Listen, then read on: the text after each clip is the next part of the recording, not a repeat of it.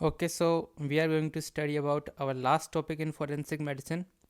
इस तरीके का ये जो फ्रैक्चर दिख रहा है इसको कहते हैं हम पॉन्ड फ्रैक्चर या फिर इसे इंडेंटेटेड फ्रैक्चर भी कहते हैं। मोस्ट कॉमनली ये बच्चों के अंदर देखने को मिलता है क्योंकि उनकी बोन जो होती है वो इलास्टिक होती है, दब गई है ना।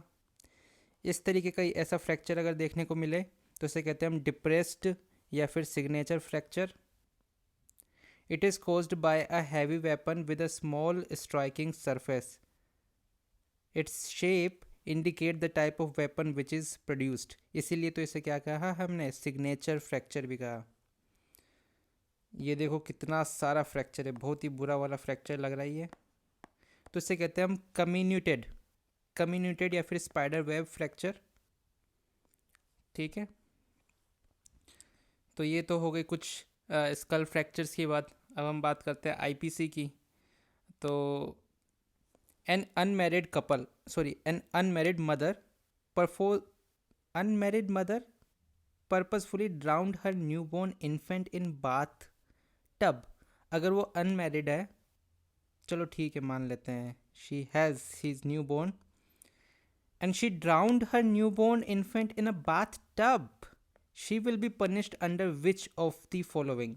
तो याद रखो कि इन्फेंटिसाइड जो होता है उसके लिए कोई अलग से आईपीसी नहीं होती। Infanticide is considered murder, so punishment is given under section 302 IPC। एक सेक्शन होता है 315 और 316। छोड़ो छोड़ो, बस ये याद रखो 302 इन्फेंटिसाइड भी मर्डर की तरह ही होता है। 3 2 6 326 ये होती है आईपीसी किसके लिए, ग्रीवियस हर्ट के लिए। अब ग्रीवियस हर्ट के अंदर क्या क्या शामिल है, emasculation, loss of site, loss of hearing, loss of joint, disfigurement of face. Face तो हमारी बॉडी की शान होती है, अगर उससे डिसफिगर हो गया तो ग्रीवियस हर्ट तो है ही।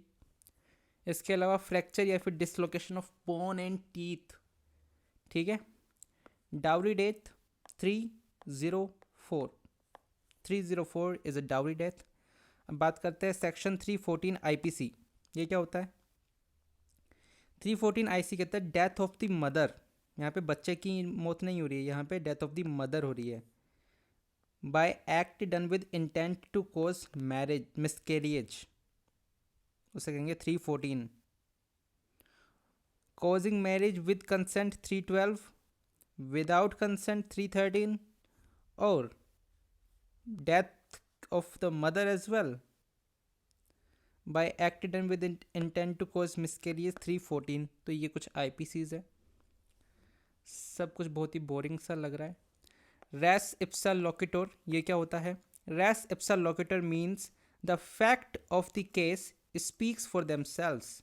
Normally in case of a medical negligence the burden of proof lies on the patient to prove the doctor is guilty.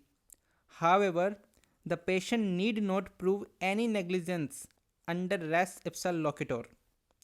The condition to be fulfilled for res ipsa loquitur are the injury or the damage would not have occurred without negligence।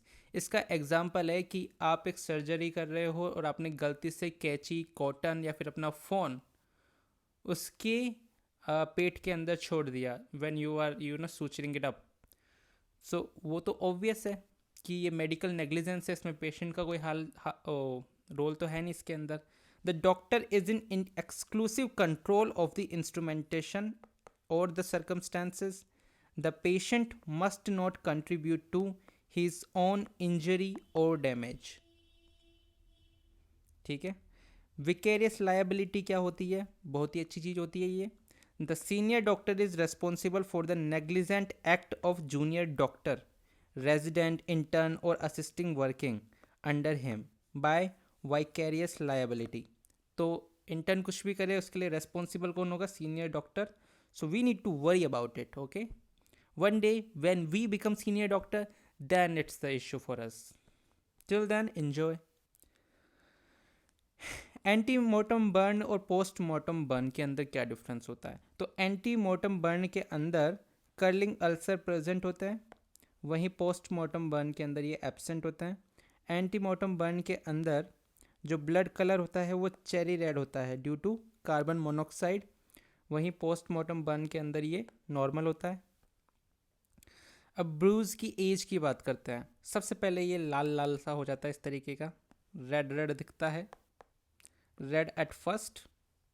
उसके बाद में ये थोड़ा नीला हो जाता है, few hours to 3 days। फिर ये थोड़ा ये ब्लैक टू ब्राउन हो जाता है, क्यों? Due to haemosiderin 4th day.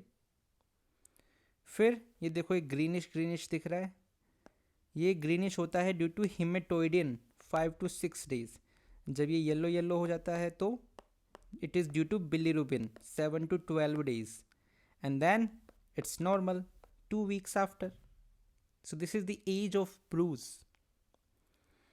हम बात करते हैं मेल पेल्विस और फीमेल पेल्विस की। सबसे पहले बात कर लेते हैं हम किसकी, इसकी बात करते हैं पेल्विक ब्रिम की। मेल के अंदर ये हार्ट शेप्ड होता है, फीमेल के अंदर ये सर्कुलर या ओवल शेप्ड का होता है। सब प्यूबिक एंगल की बात करें तो मेल के अंदर ये वी शेप्ड होता है, फीमेल के अंदर ये यू शेप्ड होता है। और ग्रेट शिएटिक नोच की बात करें तो ये लार्ज होती है इनमें, और इशियल ट्यूबरोसिटी इनके अंदर इवर्टेड होती है या वाइडली सेपरेटेड होती है। सो this is all about the forensic medicine.